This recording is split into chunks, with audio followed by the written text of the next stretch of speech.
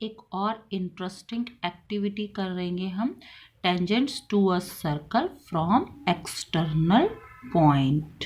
आप सभी को पता है टेंजेंट टू अ सर्कल क्या होता है।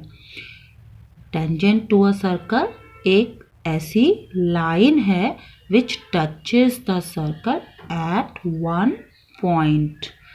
ऐसी लाइन जो सर्कल को एक बिंदु पर टच करती है, that is known as tangent to a circle. अब हम यहाँ पर एक चीज़ वेरीफाई कर रहे हैं, वो मैं आपको बता देती हूँ। हम एक एक्टिविटी के द्वारा ये सिद्ध करेंगे, ये साबित करेंगे कि length of tangent from external point they are same in length.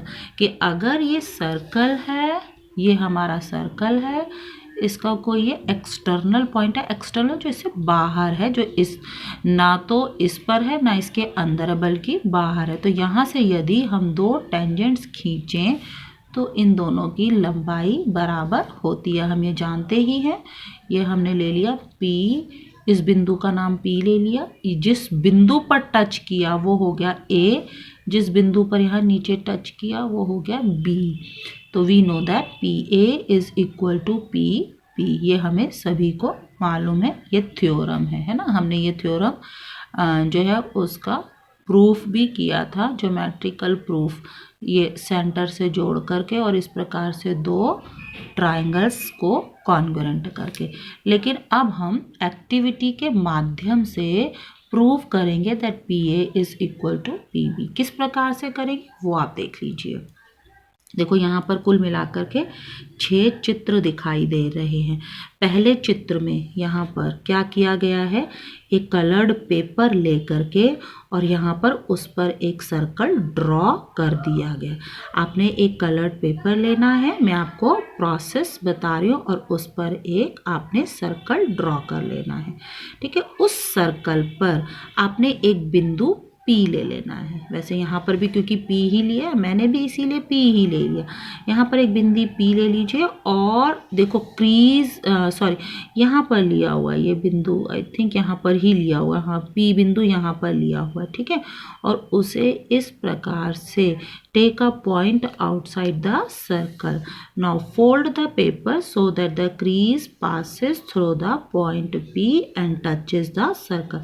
अब आपने ऐसा लेना है, एक ऐसी क्रीज डालनी है। आप ध्यान से सुन लीजिए बेटा, आपने एक ऐसी क्रीज डालनी है जो दो बातों को फुलफिल करे। क्रीज यानी फोल्ड करना है। अब आप कैसे फोल्ड करेंगे कि वो फोल्ड यहाँ से भी गुजरता हो और सर्कल को किसी एक बिंदु पर टच भी करता हो। तो मैं आपको एक तरीका शॉर्ट में बता देती हूँ, इसे हम चालाकी भी कह सकते हैं। कि हम पहले क्या कर लें, हमने सर्कल ड्रॉ किया, सर्कल ड्रॉ करने के बाद बाहर बिंदु P ले लिया। अब हम हल्के हल्के क्या कर लें, डॉट्स इस प्रकार से इन दोनों बिंदुओं को मिला लेते हैं, देखो, और फिर क्रीज लगा लेंगे और फिर यहाँ से जो है वो क्रीज लगा लेंगे, जिससे कि आपका काम बन जाएगा।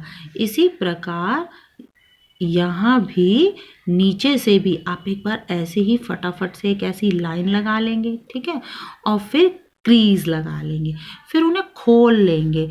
खोलने का एक्चुअल में हमने तो काम ये थोड़ा सा पहले ही कर लिया था, जिससे हमारी गड़बड़ ना हो।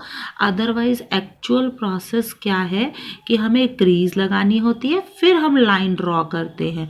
इसी प्रकार नीचे से भी पहले देखो यहाँ पर यहाँ पर क्रीज लगाई, फिर लाइन ड्रॉ कर ली, फिर इसी प्रकार से नीचे से भी हमने क्या किया, उसी को ही नीचे से भी पहले क्रीज लगाई, खोली, फिर वहाँ पर लाइन ड्रॉ कर ली।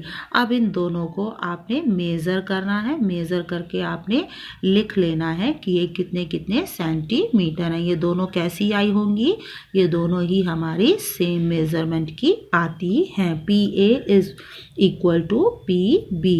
तो इस प्रकार से यहाँ पर हमने क्या सीखा है कि length of tangent from external point are same.